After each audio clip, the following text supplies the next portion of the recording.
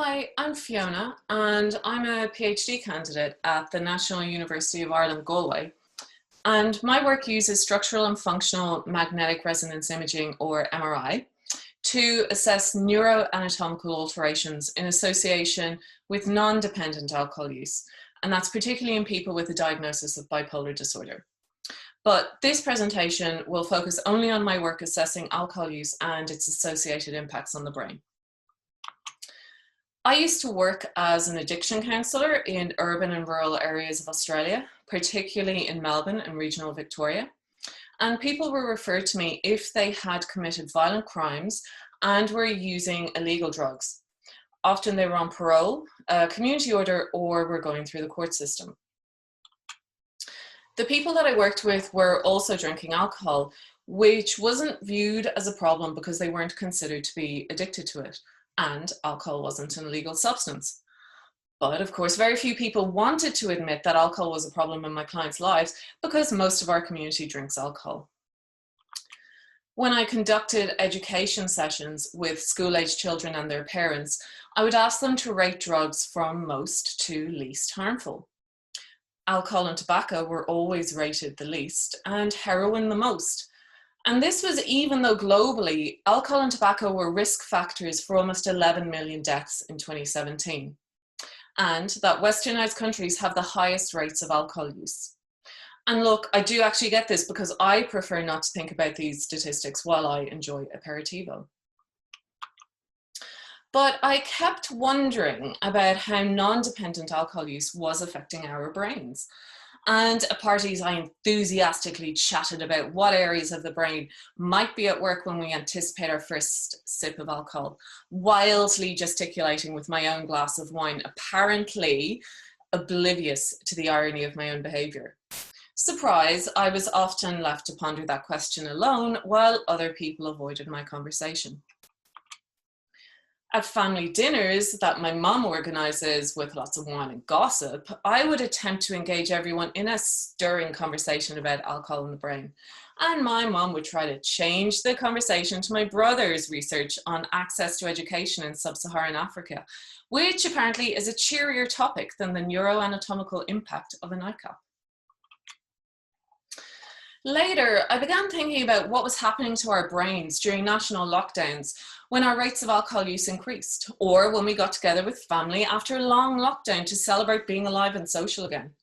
Often I try to shoehorn this topic into a quiz over Zoom.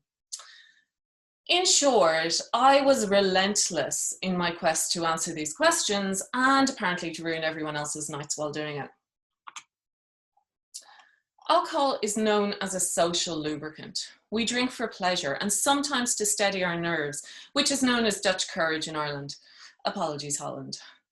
Ultimately, though, we drink alcohol because it activates reward circuitry in the brain and provides us with a pleasurable experience. Functional MRI has demonstrated that when we drink alcohol, activation in the reward center of the brain, the basal ganglia, shown here in the areas in orange, is associated with how pleasurable we find the experience of intoxication. So in other words, the more active this area, the more we enjoy the experience of being drunk. Structural MRI is also used to look at differences in the thickness of areas involved in reward circuitry. And studies have shown that prefrontal and medial frontal areas of the brain, the cortex, are thinner in association with non-dependent alcohol use. And these are areas that are involved in processes like how we allocate importance to internal and external stimuli. So how salient we find pictures of alcohol and our perception of alcohol use. How we regulate our emotions. Can we respond appropriately to happy or angry faces? How effective are we at inhibiting impulses? Can we stop ourselves talking about one topic ad nauseum? As well as evaluating reward. Is this glass of alcohol making me feel great right now? Clearly, this is exactly the kind of conversation that my friends want to hear on a Friday night after a big week, and especially when I start talking about graph theory and network analysis. Said nobody ever, but that doesn't stop me, does anything I hear you cry. Because looking at how these areas function in the context of a network can tell us much more about how alcohol may impact how we experience reward or other complex behaviors and emotions. And I, for one, think that's incredibly cool and interesting. Our brains are complex networks which have a balance between strong local and global connectedness. And recent advances in network neuroscience have allowed us to look at the patterns of connectivity within the network of our brains. And changes in the patterning of these networks can be used to identify disruptions to connectivity in association with environmental impacts such as alcohol use. So using diffusion-weighted MRI and structural MRI scans, I can reconstruct the brain's white matter and look at which areas are connected to each other to form a network. I can then use a branch of mathematics called graph theory to describe the connectivity of the network. So think of it this way. The white matter of our brains are like roads that information has to travel along to get from one region to the other. I'm recreating those white matter highways and looking at where roadworks may be present, if there are diversions in place, or if some networks are using alternative routes. And the network that I found is shown here on the screen. This is a subnetwork of the brain that is differently connected in people who consume alcohol and who are not dependent or addicted to alcohol. And when I looked at the strength of connectivity of this network, I found that increased alcohol use was associated with an increase of connectivity strength within this network. And there was also a difference in connectivity strength between people who reported a likelihood of harmful use in comparison to those who didn't. So in other words, those people were more likely to engage in higher levels of use or binge drinking. So if we think about the processes that I mentioned earlier, we see areas in the subnetwork that are involved in these behaviors. How we allocate importance to internal and external stimuli, we're using the insula. How we regulate our emotions, we're using the middle frontal cortex and the hippocampus.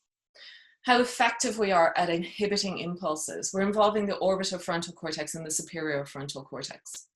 And evaluating reward, we're using the caudate, thalamus, and putamen. And this subnetwork is interesting as it suggests that alcohol contributes to processes that increase our likelihood to consume alcohol and find it pleasurable despite negative consequences. So alcohol use isn't all or nothing. It occurs on a continuum from no use to social all the way up to addiction or dependence. And we can move up and down this continuum. And this three-stage model on the screen has been proposed to describe neurocircuitry involved in substance use disorders.